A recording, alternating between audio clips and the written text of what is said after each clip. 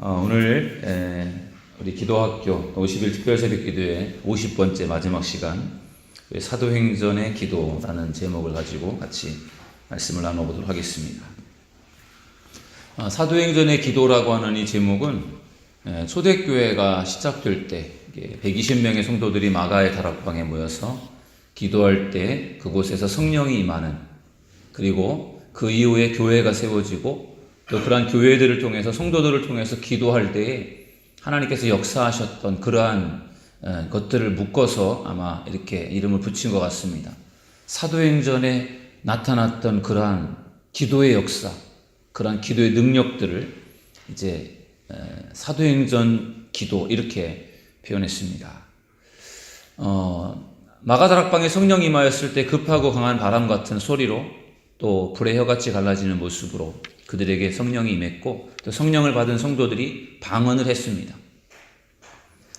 또 그 방언을 받고 방언을 하는 그 모습들을 볼 때 이해하지 못하는 다른 사람들이 저들이 술에 취했다 하면서 조롱을 합니다. 알 수 없는 언어를 하니까 뭔가 이상하다, 술 취했다, 그렇게 말할 수 있을 것 같습니다. 그때 베드로가 거기에 대해서 뭐라고 말을 하는가 하면 술 취한 것이 아니다, 하나님의 영이 임해서 이러한 역사가 나타났다 하면서 요엘서의 말씀을 인용해서 이야기하기를 말세에 내가 내 영을 모든 육체에 부어주리니 너희 자녀들은 예언할 것이요 너희의 젊은이들은 환상을 보고 너희 늙은이들은 꿈을 꾸리라. 하나님의 영이 임하게 되면 이러한 놀라운 역사가 나타난다. 예언을 하고 환상을 보고 꿈을 꾸는 그러한 역사가 일어난다. 그런 말씀을 하고 있습니다. 우리가 오늘 이 시대에도 우리가 하나님의 영을 받게 될 때, 성령을 받게 될 때 우리들도 이러한 역사가 분명히 우리에게도 나타난다는 사실을 여러분들 믿으시길 주의 이름으로 축원합니다. 정말 우리가 기도하면서 능력받아서 정말 환상을 보고 꿈을 꾸고 예언을 하는 그러한 역사가 우리에게도 나타날 수 있기를 바랍니다. 사도행전의 기도는 육을 초월한 영적인 역사가 일어나는 기도였습니다. 그래서 오늘 마지막 시간으로 사도행전 기도의 특징이 무엇인가, 사도행전 기도라고 하는 것이 무엇이고 거기에서 나타난 사도행전에 나타난 기도의 특징들은 과연 무엇일까, 거기에 대해서 같이 말씀을 나눠보도록 하겠습니다. 사도행전 기도의 특징은 이런 것입니다. 첫째는 기도할 때 천사를 통해 역사했습니다. 한번 따라서 하시겠습니다. 기도할 때 천사를 통해 역사했습니다.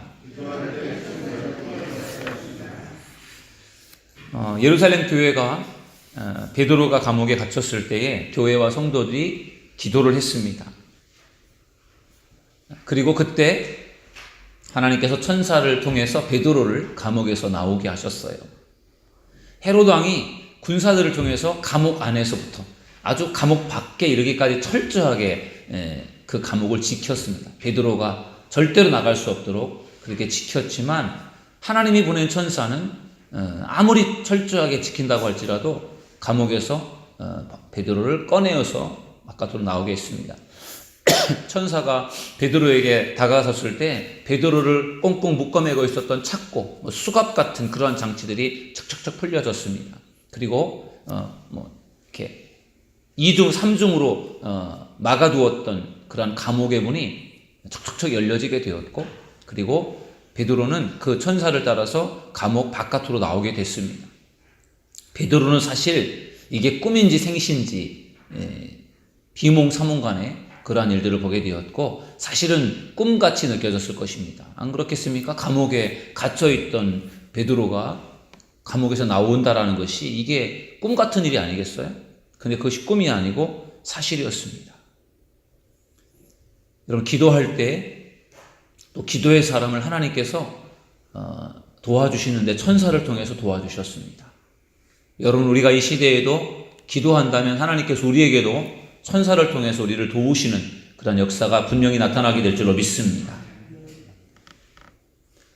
두 번째는 기도할 때 예언의 은사를 주셨습니다. 저를 따라서 하시겠습니다. 기도할 때 예언의 은사를 주셨습니다.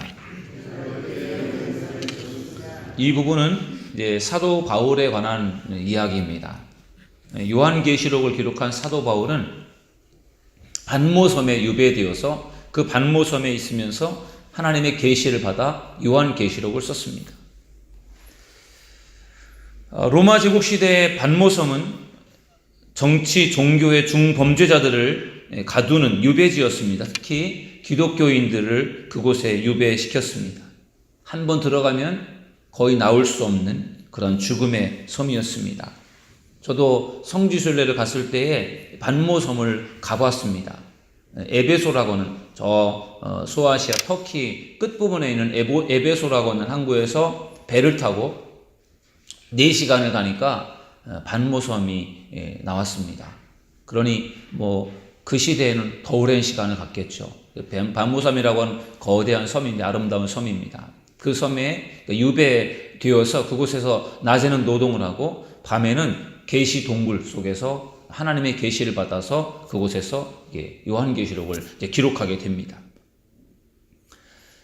사도 요한은 예수님의 제자 중에 유일하게 순교하지 않은, 사도 바울이 아니라 사도 요한입니다. 유일하게 순교하지 않은 그러한 예수님의 제자 중에 한 사람인데, 그가 반모섬에 유배되어서 그곳에서 18개월 동안 거기에서 머물다가 나중에 로마 황제가 죽은 이후에 다시 석방이 되어서 에베소로 돌아와서 그곳에서 이제 마지막 사역을 하다가 죽는 그러한 어떤 죽음을 맞이하게 되는 것이 바로 사도 요한의 삶이었습니다. 그 반모섬의 섬 중턱에 보면은 계시 동굴이라고 하는 동굴이 있는데 그곳에서 사도 요한이 계시를 받았다 그렇게 알려지고 있습니다. 저희들도 그 계시 동굴에 들어가 보았습니다. 그 까만 계시 동굴 속에서 사도 요한이 거기 머물면서 거기에서 이제 하나님의 계시를 받아 요한계시록을 기록한 것으로 알려져 있습니다. 하나님께서 계시의 말씀을 주셨어요. 그리고 예언의 말씀을 주셨습니다. 요한계시록을 우리가 읽어보면은 거기에 앞으로 장차 일어날 일들이 기록이 되어 있어요.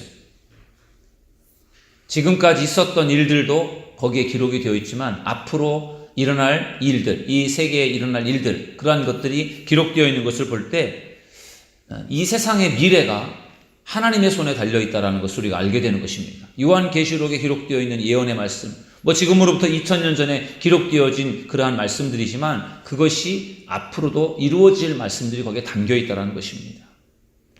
여러분, 사도행전의 기도는, 이 기도의 특징은 하나님의 계시를 받고 예언하는 기도였다는 것입니다. 지금도 우리가 하나님 앞에 기도할 때 하나님께서 우리에게도 은사를 주시는데 예언의 은사를 하나님이 주신다는 것을 믿으시길 주의 이름으로 축원합니다.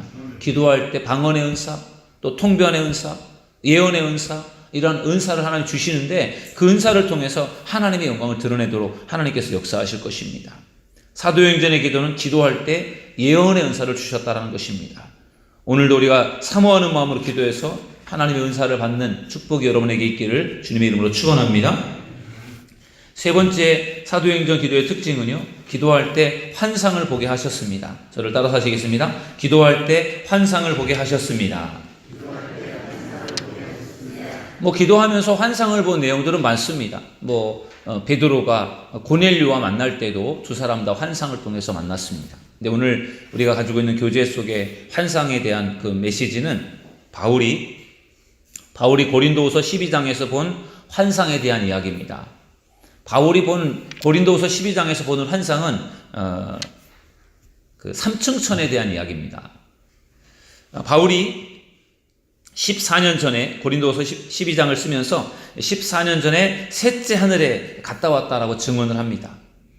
그리고 바울이 본 그 하늘 천국은 바울 자신인 자기가 썼으면서 그라고 표현하고 있고, 그가 그때 삼층천을 경험을 할 때 내가 몸 안에 있었는지 몸 밖에 있었는지 잘 모르겠다 그렇게 표현을 해요. 그러니까 바울이 내가 정말 그 몸 안에 내 영이 내 몸 안에 있는 건지 아니면 내 몸 밖에 있는 건지, 내가 정말 거기를 갔다 온 건지 아니면 내 영이 갔다 온 건지 내가 잘 모르겠다 그런 이야기예요. 아무튼 그가 환상을 통해서 이제 하늘나라에 갔다 오는데, 보통 이제 바울이 3층천이라고 말하고 있는데 1층천은 보통 우리가 눈에 보여지는 대기권의 하늘, 우리 눈에 보여지는 우리 하늘을 우리가 1층천이라고 그렇게 말합니다. 2층천은 뭐냐? 중간 하늘, 어떤 영들이 지배하는 어떤 중간 하늘, 우리가 눈에 보이는 대기권의 하늘 있고 그 다음에 그 중간에 하늘이 있는데 거긴 영적인 세계고 영이 지배하는 세계고, 그리고 삼층천, 바울이 경험한 또 그 위에 또 하늘, 첫 번째 하늘, 두 번째 하늘, 세 번째 하늘에 갔다 왔다고 하는데 그 세 번째 하늘은 하늘 위에 하늘, 이렇게 명칭이 붙어 있더라고요. 하늘 위에 하늘, 다시 말하면 하나님의 나라 천국을 다녀온 것입니다. 1층천, 우리 눈에 보여지는 하늘이 전부인 줄 우리는 생각하고 있는데 1층천이고, 그것은 그 다음에는 그 중간에 2층천, 또 두 번째 세상 하늘이 있고 또 그 위에는 또 세 번째 하늘이 있는데 바울이 거기를 갔다 왔다라는 것입니다. 이런 것들을 통해서 바울이 본 환상의 내용들을 통해서 영적인 세계가 존재하는구나, 우리 눈에 보여지는 이 세상이 전부가 아니고 영적인 세상이 존재하는구나 라고 하는 것을 우리가 알게 되는 것입니다. 바울은 그가 하나님의 나라를 보고 온 것을 환상을 통해서 설명해 주었습니다. 우리가 하나님 앞에서 깊은 기도를 드린다면 하나님께서 우리에게도 환상을 보여주신다는 것을 여러분들 믿으시길 주의 이름으로 축원합니다. 기도할 때에 환상을 본다, 내가 정말 이게 생시인지 꿈인지 비몽사몽간에 보여지는 그러한 상황들 우리에게도 일어난다는 것을 여러분들 믿으시길 바랍니다. 그래서 우리가 열심을 다해 기도하는 것이 중요해요. 기도할 때 하나님이 우리가 경험하지 못했던 새로운 것들을 경험할 수 있도록 그렇게 역사하실 줄로 믿습니다. 그래서 우리가 더 깊은 기도가 필요합니다. 그 다음에 네 번째로는 사도행전의 기도는요, 특징이 뭐냐면 기도할 때 표적이 나타났습니다. 저를 따라서 하시겠습니다. 기도할 때 표적이 나타났습니다. 네, 기도할 때 천사가 돕고 예언을 하고 또 환상을 보고 표적이 나타나는 이런 것들이 바로 사도행전 기도의 특징입니다. 사도 바울이 빌립보에서 복음을 전합니다. 2차 전도여행을 하다가 마게도니아로 건너와서 우리를 도우라, 그런 어떤 환상을 보면서 마게도니아로 건너가서 그곳에서 첫 번째 빌립보 교회를 세우게 됩니다. 그리고 빌립보에서 복음을 전하다가 그가 귀신 들려 점을 치는 여종을 만나는데 그 여종은 점을 치는 것으로 자기의 주인에게 돈을 벌어주는 그런 역할을 했습니다. 그런데 이 여종이 계속, 귀신 들린 이 여종이 계속 바울을 쫓아오면서 괴롭혔어요. 그 괴롭혔다라는 것이 이게 어떤 의미인지는 잘 모르겠지만 아무튼 바울을 계속 괴롭히면서 결국은 바울이 그래서 그 귀신 들린 그 여종을 불쌍히 여기는 마음으로 그 여종을 조종하고 있고 여종을 억누르고 있는 그 귀신을 향해서 선포합니다. 그 귀신이 떠나가도록, 그 여종에게서 떠나가도록 그렇게 선포할 때 그 여종을 억누르고 있었던, 여종을 지배하던 그 귀신이 떠나가게 됩니다. 이런 일들이 초대교회 안에 많이 일어났습니다. 귀신을 쫓아내는 일들. 예수님께서 부활하신 후에 제자들에게 나타나셔서 중요한 말씀을 들려주셨습니다. 그 말씀이 마가복음 16장 17절에서 18절의 말씀인데, 부활하신 예수님이 제자들에게 이렇게 말씀하셨어요. 믿는 자들에게는 이런 표적이 따르리니 곧 그들이 내 이름으로 귀신을 쫓아내며 새 방언을 말하며 뱀을 집어 올리며 무슨 독을 마실지라도 해를 받지 아니하며 병든 사람에게 손을 얹은 즉 나으리라 하시더라. 아멘. 이것은 예수님께서 제자들에게 들려주신 말씀이에요. 그리고 예수님이 이제는 사역을 다 마치시고 이제는 승천하시기 바로 직전입니다. 마지막 제자들에게 당부하신 말씀이에요. 믿는 자들에게는 이런 표적이 나타난다. 이제 내가 지금까지는 표적도 행하고 능력도 행하였지만 이제는 믿는 사람들, 너희들에게도 이러한 능력, 이런 표적이 나타날 것이다 라고 말씀해 주신 것입니다. 그 표적이 무엇인가? 내 이름으로 귀신을 쫓아낼 수 있다. 나만 귀신을 쫓아내는 것이 아니라 너희들도 믿음으로 귀신을 쫓아낼 수 있다라는 것을 말씀해 주었습니다. 새 방언을 말할 것이다. 이 새 방언이 바로 마가다락방에 임하였던 거죠. 그래서 그곳에 얼마 후에 예수님 승천하시고 나서 열흘 있다가 마가다락방에 모였던 성도들이 기도하면서 성령을 받았을 때 그들이 새 방언을 하게 된 겁니다. 예수님께서 하신 말씀이 그대로 이루어졌던 거죠. 뱀을 집어 올린다고 할지라도, 독을 마실지라도 해를 받지 않는다. 온갖 위험한 상황들이 주변에 있다고 할지라도 해를 당하지 않도록 하나님이 지켜주신다. 믿는 자들에게 나타나는 표적들입니다. 그리고 병든 사람에게 손을 얹은 즉, 병든 사람에게 손을 얹어 기도할 때 치유될 것이다 라고 하는 것을 말씀해 주셨습니다. 아주 믿는 사람들에게 나타나는 그런 굉장한 그러한 능력, 표적이 앞으로 나타날 것이다 라는 것을 예수님께서 약속해 주신 것입니다. 이 표적이 예수님 시대, 아니 예수님 제자들에게서만 나타난 것이 아니라 오늘 이 시대, 우리가 살고 있는 이 시대에도 나타난다는 것을 여러분들 믿으시길 주의 이름으로 축원합니다. 중요한 것은 믿는 자들에게, 정말 믿음을 가지고 믿음으로 선포하는 자들, 믿음으로 기도하는 자들에게 지금도 이러한 역사, 이러한 표적이 나타난다는 것을 여러분들 믿으시길 주의 이름으로 축원합니다. 우리 교회에서도 정말 이러한 역사들이 나타날 수 있기를 바랍니다. 그래서 우리가 예언을 하고 또 환상을 보고 꿈을 꾸는 그러한 역사들을 경험할 수 있기를 바랍니다. 분명히 우리가 기도할 때 하나님께서 우리들에게 이러한 기적과 표적, 이러한 역사들을 분명히 이루어 주실 줄로 믿습니다. 이번 50일 특별 새벽 기도회, 50일 기도회를 통해서, 50일 기도 학교를 통해서 하나님은 우리들에게 많은 기도의 원리들을 가르쳐 주셨습니다. 저도 말씀을 준비하고 또 선포하면서 저도 몰랐던 여러 가지 말씀들을 알게 되었고 또 알고 있었던 것들을 새로 한번 정리해보는 그런 시간들을 가졌습니다. 여러분들에게도 아마 기도에 대해서 이번 특별 새벽 기도회처럼 많은 내용들을 함께 나눈 적은 아마 드문 경우가 아니었을까 싶습니다. 그래서 저에게도 또 여러분들에게도 기도의 영적인 원리를 우리가 배우는 그러한 시간이 되었다라는 점에서 귀하게 생각합니다. 제가 말씀을 마무리하면서 그동안의 50일 기도회를 하면서 우리가 함께 배웠던 영적인 기도의 원리 몇 가지 제가 생각나는 것들을 한번 정리해 보았는데 그것을 한번 나누면서 오늘 우리가 이 기도회를 마쳐보려고 합니다. 기도의 영적인 원리, 첫 번째는 기도가 정답입니다. 여러분 저를 한번 따라서 하실까요? 기도가 정답입니다. 모든 문제의 해결점은 기도라는 겁니다. 마스터키라고 하죠. 마스터키라고 하는 키가 있으면 이것으로 모든 문을 열 수 있는 그런 것처럼 우리의 어떤 기도는 정답이라는 거죠. 모든 문제를 해결할 수 있는 정답. 그래서 우리가 기도가 정답임을 믿고 어떠한 상황에서도 기도해서 해결받는 여러분들이 되기를 주의 이름으로 축원합니다. 두 번째, 기도가 축복입니다. 저를 따라서 하실까요? 기도가 축복입니다.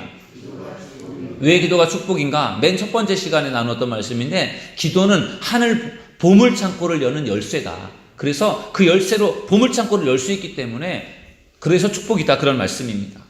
여러분, 우리가 기도할 때 하나님께서 우리에게 복을 주신다는 것을 믿으시길 주의 이름으로 축원합니다. 세 번째는요, 기도는 하늘 보좌를 움직이는 능력이다. 저를 따라서 하시겠습니다. 기도는 하늘 보좌를 움직이는 능력이다. 우리가 기도할 때 하나님의 보좌를 움직일 수 있다는 거죠. 하나님의 보좌, 저 삼층천에 있는 하나님의 보좌를 우리가 여기서 어떻게 거기까지 어떻게 가겠습니까? 어떻게 그 보좌를 우리가 어떻게 움직일 수 있어요?